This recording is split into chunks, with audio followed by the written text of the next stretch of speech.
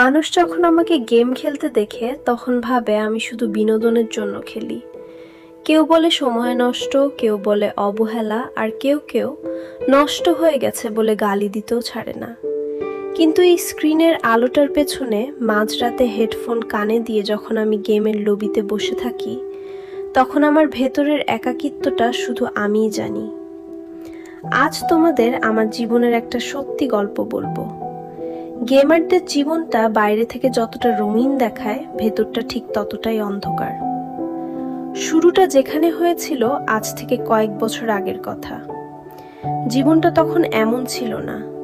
চারপাশের মানুষ, সমাজ, এমনকি নিজের পরিবারও যখন আমার কোনো সিদ্ধান্তকে সাপোর্ট করতো না, যখন নিজেকে খুব একা আর ব্যর্থ মনে হতো, তখন এই ভার্চুয়াল জগৎটাই আমাকে আশ্রয় দিয়েছিল। আমি যখন গেমের ভেতরে ঢুকতাম, আমার কোনো রিয়েল লাইফ টেনশন থাকতো না। র্যান্ডম ম্যাচমেকিংয়ে পরিচয় হয়েছিল কিছু মানুষের সাথে।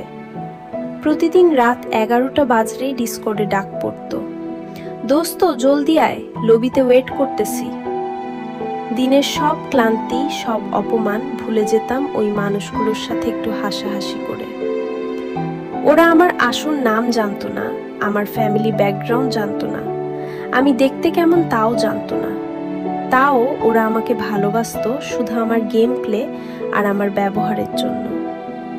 রিয়েল লাইফে যেখানে কেউ আমার খোঁজ নিত না, সেখানে গেমের লবিতে 1 মিনিট লেট হলে বন্ধুরা মেসেজ দিত, কিরে ভাই কই তুই, তোর জন্য ম্যাচ স্টার্ট দিচ্ছি না।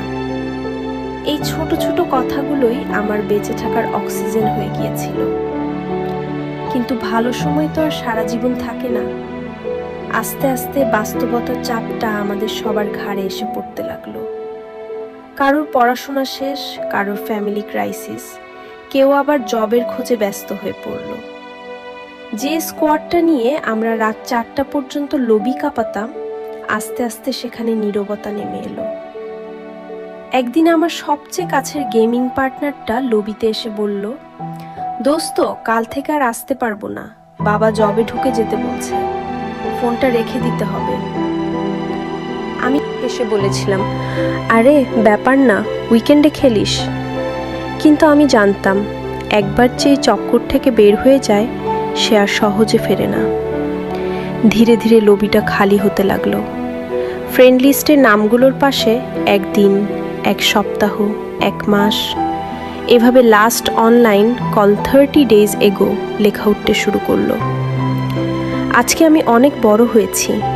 হয়তো আজকে আমার কাছে ভালো ডিভাইস আছে, ভালো সেটআপ আছে। আজকে আমি এই ভিডিওটা বানাচ্ছি তোমাদের শোনানোর জন্য। কিন্তু সত্যি বলবো, আজ আমার লবিতে ইনভাইট দেওয়ার মতো সেই পুরনো মানুষগুলো আর নেই।